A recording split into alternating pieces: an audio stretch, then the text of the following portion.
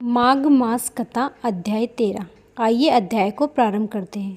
विकुल कहने लगा कि तुम्हारे वचनों से मेरा चित्त अति प्रसन्न हुआ, क्योंकि सज्जनों के वचन सदैव गंगा जल के सदृश पापों का नाश करने वाले होते हैं।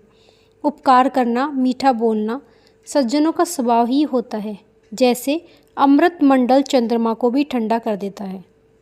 अब कृपया करके यह भी बताएं कि किस प्रकार मेरे भाई का नरक से उद्धार हो सकता है। तब दूत कुछ देर ज्ञान दृष्टि से विचार कर मित्रता रूपी रस्से से बंधा हुआ बोला कि हे वेश्य, यदि तुम अपने भाई के लिए स्वर्ग की कामना करते हो तो जल्द ही अपने 8 जन्म के पुण्य फल को उसके निमित्त अर्पण कर दो।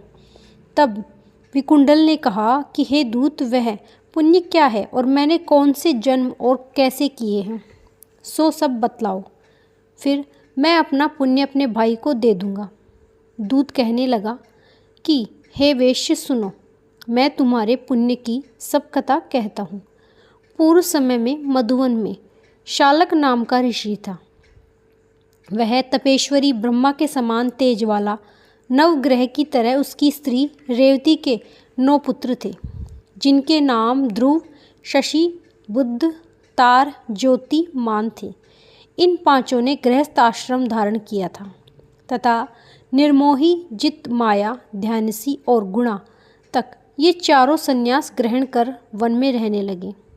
यह शिखा सूत्र से रहित पत्थर और सोने को समान समझते थे। जो कोई अच्छा या बुरा उनको अन्न देता वही खा लेते, और कोई कैसा ही कपड़ा दे उसको ही पहन लेते थे। सदैव ब्रह्मा के ही ध्यान में लगे रहते। इन चारों ने व्रत, शीत, निद्रा और आहार सबको जीत लिया। बस चर अचर को विष्णु रूप समझते हुए मौन धारण करके संसार में विचर रहे थे। यह चारों महात्मा तुम्हारे घर आए जब तुमने मध्याह्न के समय भूखे प्यासे इनको आंगन में देखा, तो तुमने गदगद करते हुए आंखों से आंसू भरकर इनको नमस्कार करके इनका बड़ा आदर सत्कार किया।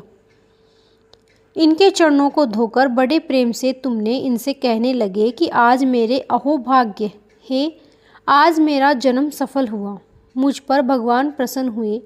मैं सनातन पत्नी, पुत्र, गौ आदि सभी धन्य हैं जो आज मैंने हरि के सदृश आपके दर्शन किए। सो हे वेश्य, इस प्रकार तुमने श्रद्धा से उनका पूजन किया और चरण धोकर जल को मस्तक से लगाया।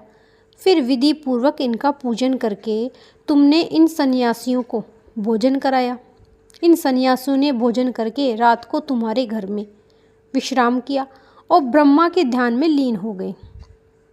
इन सन्यासियों के सत्कार से जो पुण्य तुमको मिला सो मैं भी कहने में असमर्थ हूँ, क्योंकि सब भूतों में प्राणी श्रेष्ठ हैं।